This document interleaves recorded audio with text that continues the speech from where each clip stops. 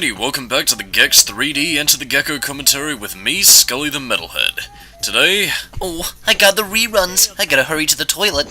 No, actually we don't need to hurry to the toilet because it's time for a bonus Bonanza! And... I'd be hard-pressed to say if this is my favorite bonus mission because... just look at this fucking level, man. It is equal parts, you know, sparse and abstract, but at the same time really cool from an artistic standpoint. I mean, yeah, you could say it's pretty simple because it's just a black void with, you know, a floating rock with televisions jammed into it with a bunch of parodial channel titles, but even still, I mean, when I think of the media dimension, I immediately think of this. I mean, even though in Gex 1, the media dimension was just this cyberpunk looking thing, but even still, I mean, just look at this area. Not to mention the music as well. Mwah! Fantastic. This music would also later play in the Resopolis levels that we'll be getting to a little bit later, but even still, man, I mean, just... God, I love this bonus mission so much. It's beautiful to me. Now again, although the amount of televisions or collectibles you have to pick up does seem a little bit staggering, it's really not as hard as you might think. Just, you know, comb the general area, and you should be pretty fine, because I mean, even with the time limit, I'd say, I mean, it's not really that... excuse me. It's not really that daunting compared to other levels in the game. Well, yeah, a word of warning. It is... rather... Again, I can't really say whether or not it's dangerous to be standing that close to the edge of the little minecarts, because again, they are rather thin.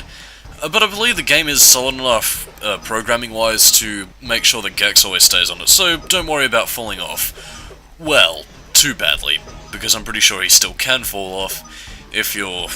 positioning yourself a little bit too dubiously. And with those last three collectibles, yippee-ki-yay, we got ourselves an extra live, because we must live and survive throughout eternity. Yeah, kinda surprised you don't fly off and die, but then again, that was probably just done as a bit of a psych-out moment for the player. Kinda like the minecart, kinda like the little minecart at the beginning of Silent Hill 3, in a way.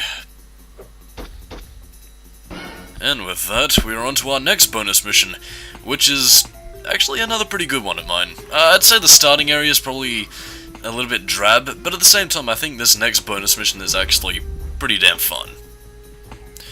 But, what is this? The bonus mission, it shall be. Oh, you'll just have to find out, won't you? Loading, we are still loading, all on our loading. Oh, guess I kinda skipped past it. And also the tiling kind of reminds me of the 80s TARDIS interior from the Doctor Who. Yeah. But yeah, this bonus mission is called The Spy Who Loved Himself, which is a parody of James Bond, and I think probably the only James Bond themed level that we're going to get in this game. Which is quite bizarre, because I believe Deep Cover Gecko actually parodies Moonraker, which is rather bizarre, but, you know, I'm not complaining. For the first part of this bonus mission, you're basically just scaling your way upward, which, again, it is admittedly a little bit challenging to get the collectibles on your first time through, since, again, you're not exactly sure where things are, or well, in a general sense, really, which way to go specifically. Also, having to balance yourself on those conveyor belts is pretty difficult. But I'd say it's the walls section that'll probably give you the most trouble, or at the very least, just trying to get everything within the allotted time limit. But that being said, this bonus level shouldn't really give you too much trouble. It's just a little bit more challenging than what you're used to. Da-da-da. Also, the fact that it plays the main theme of the media dimension is pretty swell as well. Which again, I kinda like it, it's so suave and cool.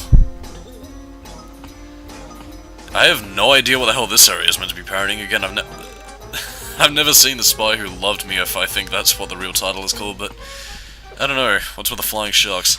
This, I think, is a homage to Get Smart, I think.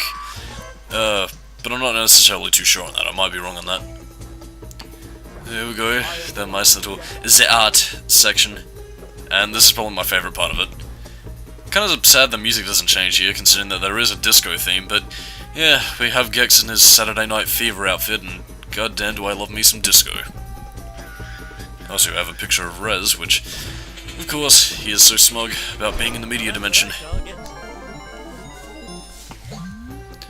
And we have to get the... And it doesn't tell us where it is, which is rather bizarre. But then again, I think it probably counts on you to figure out that, you know, the lights are platforms. Well, even then, I think in this level specifically, it's a little bit of a dick move not to show you where it is, since, I mean, you're in the room anyway, and unlike Thursday the 12th, where you wouldn't really have any fathomable idea of where to go, you know, at the very least, you'd see that it's in the same room, and you'd know exactly where to head before time runs out. But I don't know, that's just a minor nitpick on my end.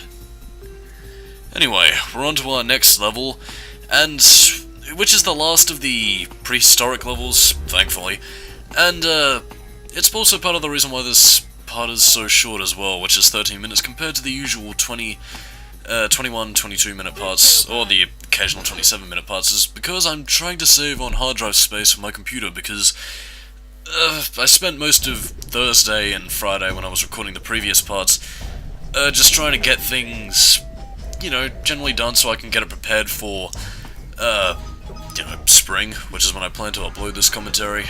And what happened was that my computer had ran out of hard drive space and I had to delete a lot of old videos and commentary files, which included the little repository of reviews that I had, which is basically the complete series of Skully reviews.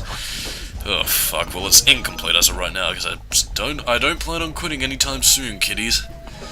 Well, not unless circumstances forbid me, but that's another story. But anyway, where was I going with this? Ah, yes. Yeah, ended up running out of hard drive space, had to clear out a couple of files, and essentially, I just, you know, made up some more space and hope to keep it beneath the amount of gigabytes that I have left. Which again, I hope this part doesn't really necessarily do too bad, because I believe it was... Okay, so I guess a little behind the scenes trivia. For those of you wondering, the way in which these video files are exported in MOV files, which take up a huge, fucking unnecessary amount of fucking hard drive space, especially considering the quote-unquote quality of my videos in and of themselves. And that's why I usually use the Handbrake file conversion software to change it to MP4s, because Jesus Christ, it's much easier to use, easier to import into your fucking editor, and above all else, it doesn't eat up like, you know, 3/5 of your fucking hard drive space. So, you know, it easily allows for me to, you know, work a lot easier. And, well, I guess with that, with the lack of anything really else to expand upon it, it just basically makes life a little bit easier. That being said though, I mean, I have been searching for ways to find a way in which I can export it to a smaller capacity video file on this editor, but again, I haven't found such a thing yet. But hopefully I will someday, and I can mitigate the issue. But for now, it's still a prevalent problem. Well, that being said though, I suppose hard drive space is probably something that's always going to be a prevalent issue no matter what you do.